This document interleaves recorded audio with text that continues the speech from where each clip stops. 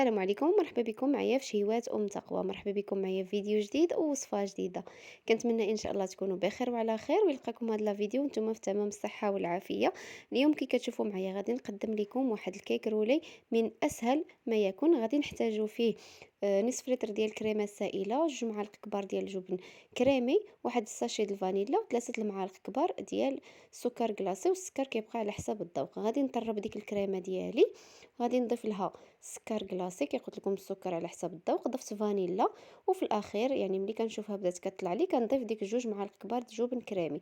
هنا عندي هاد لي بسكويت دو بودوا، وعندي هنايا كاس د الحليب، وعندي كيوي. انا اختاريت باش غادي نزين بالكيوي.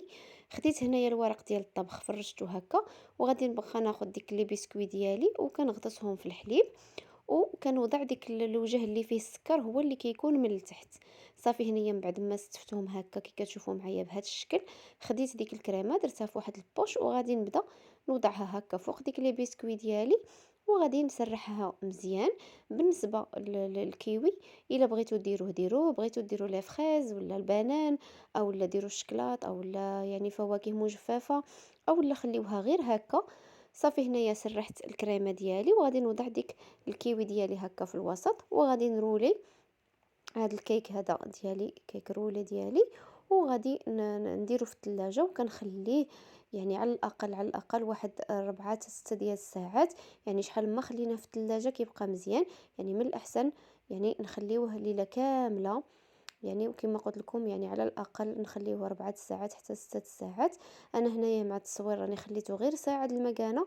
صافي وخديت ديك الكريمه ديالي اللي بقات، وغادي نغطي بها هاد الوجه كامل ديال هاد البسكوي ديالي. صافي وغادي ناخد هاد الاداه هادي وكنشرط هكا الوجه، اولا خدو غير فرشيطه. صافي وغادي نزين بوريضات بالكريمه اللي بقات لي. وبطبيعه الحال بما انني درت انا الكيوي لداخل، غادي نزينها هكا حتى في الوجه.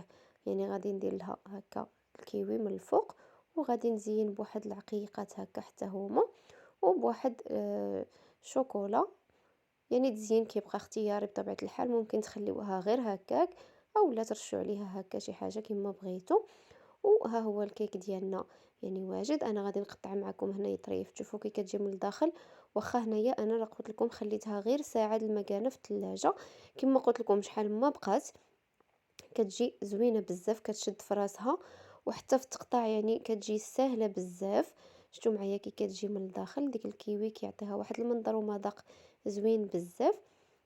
هذا هو الشكل ديالها النهائي. كنتمنى ان هاد نال الاعجاب ديالكم وتجربوها. هاد الصوره هذه من بعد ما خليتها بردات مزيان، شفتوا معايا كي كتجي في التقطاع يعني سهله، وكتجي زوينه حتى في المنظر والمذاق ما نقولكمش يعني روعه. كنتمنى انكم تجربوها وتعجبكم، وما تنسونيش من لايك ديالكم الى عجبكم لا فيديو. ونتلاقاو في فيديو جديد، والسلام عليكم ورحمه الله تعالى وبركاته.